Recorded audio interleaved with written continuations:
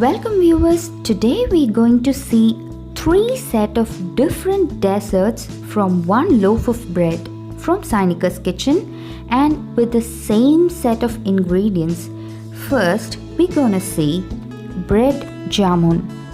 So these are the ingredients that we're gonna use for all the 3 recipes. Now I have taken 2 bread slices and grind it in the mixer.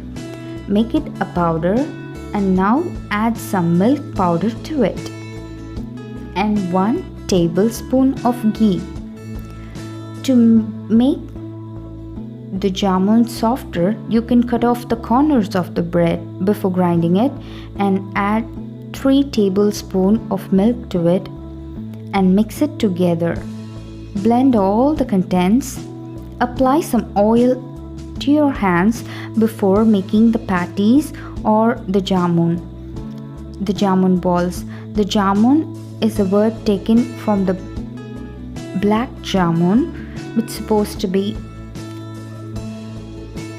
round, and the gulab jamun, it is actually an instant version of the gulab jamun. Now heat kadai, add some oil for deep frying the jamun balls or patties. Here I have made both patties and jamun balls because the patties would be even easier than the jamun balls in absorbing the sugar syrup. Now I'm deep frying it. Just deep fry it until golden brown. The word gul means flour and the word ab means water in Persia, in the Parsi language.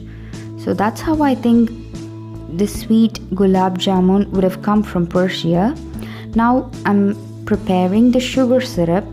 In 350 ml of water, I have added 1 teaspoon of cardamom powder and 325 grams of sugar. Let the contents boil for 10 to 12 minutes. Dissolve the sugar completely into the water. Make sure that the syrup becomes little thick and not too thin.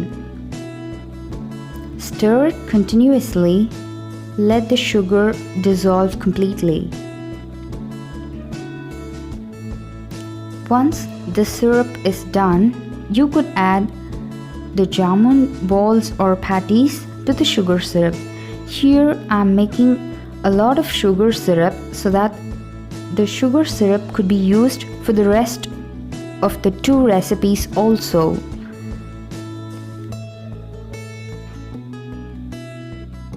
The sugar syrup is ready.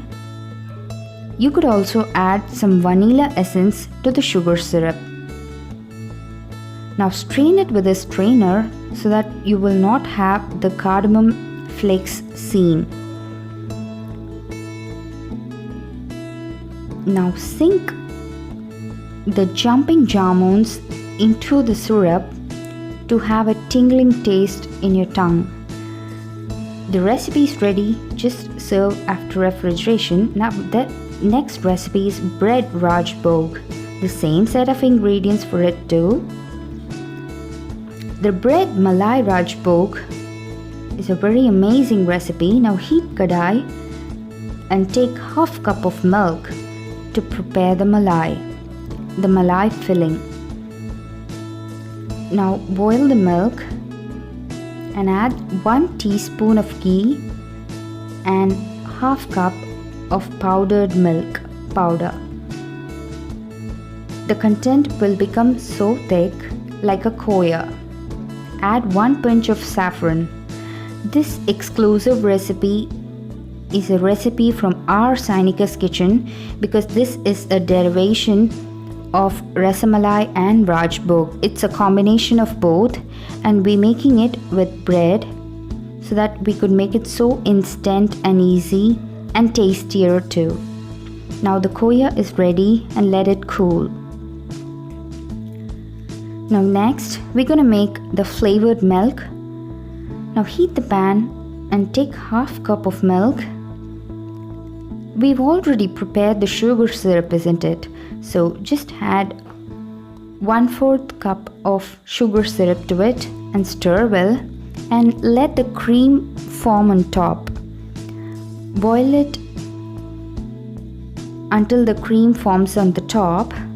The Rajbhog is a very rich recipe among the Indian sweets, and basically it's come from the Bengalis actually, or the Odisha. Now add half teaspoon of cardamom powder and mix well, and you could also add some more sugar syrup if you want.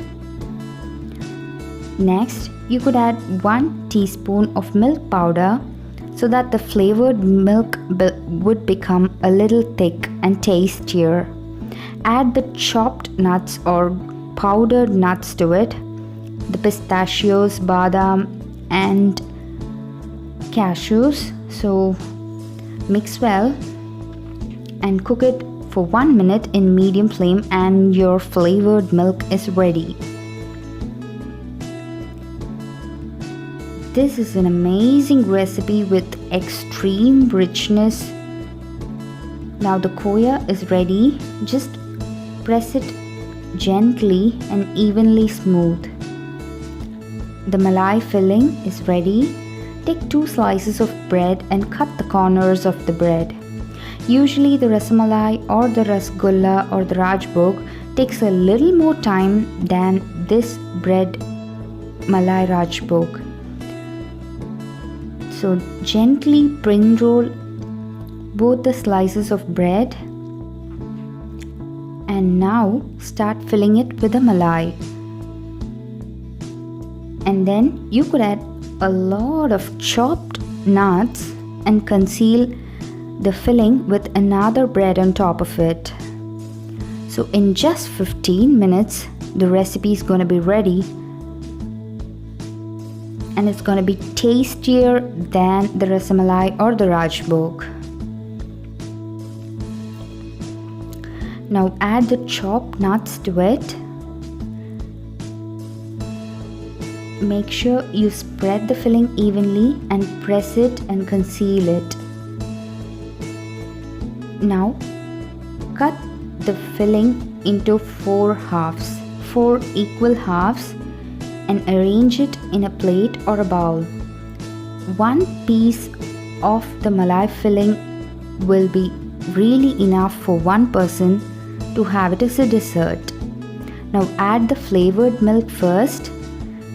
Add 2 to 3 tablespoons of the flavored milk so that it will be easier for the bread to absorb the flavored milk's content, and it's going to be really delicious when you eat it. You could again top it with saffron milk. Here I have prepared the saffron milk mixture. Just drop in 1 pinch of saffron in a little warm little warm milk. You get the saffron milk, and decorate it with rose petals and pistachios. Our amazing delicacy is ready. 30 minutes. The last one would be the bread halwa. That's the same ingredients we're using: the bread, sugar, oil, ghee, milk powder, essence, nuts. So as I've already told, here we're taking 4 bread slices and grind them using a mixture.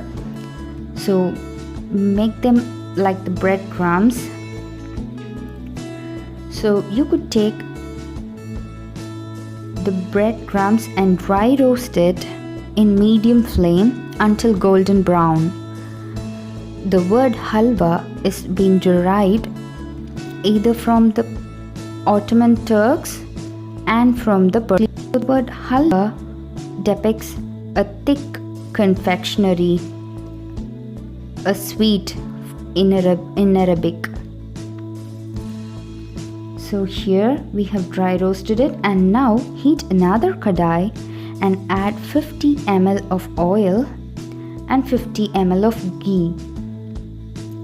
So the equal proportion of ghee and oil will give an amazing aroma to the recipe. And this is also a secret tip that we're not going to deep fry the breads here. Rather, we're going to fry the roasted nuts. Fry the nuts first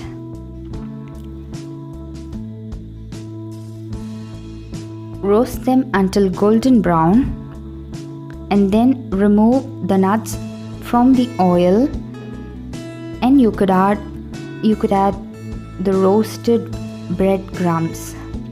Usually the recipe is done by deep frying the bread slices and then making it into halwa, but here if you're going to do it in this way, you're not going to waste any oil or ghee. See, I have added the roasted breadcrumbs to it. Saute it for just 1 minute in medium flame. Make it too quick because the bread is already roasted, the breadcrumbs. And with this, you're gonna add the sugar syrup. Once you add the sugar syrup to it, stir it quickly and keep that flame in low. Add some milk and add some milk powder. You could either add milk or milk powder. It's more than enough if you add any of the one. But here, just because I had both, I'm just adding it. Because we're doing all the sweets with the same set of ingredients as I told you. Milk will give a little texture to the halwa, and the milk powder will make it a little bit thicker. Now I'm adding the vanilla essence again. If you feel the vanilla essence which has been added in the sugar syrup is enough, then you need not add any more. So now the vanilla essence is added for more fragrance and a richer aroma. So just saute it for 1 minute. You could see the oil and ghee contents leaving the halwa. Finally, top it with roasted nuts and 1 pinch of saffron. So the halwa is ready. Finally, all 3 recipes and delicacies are ready.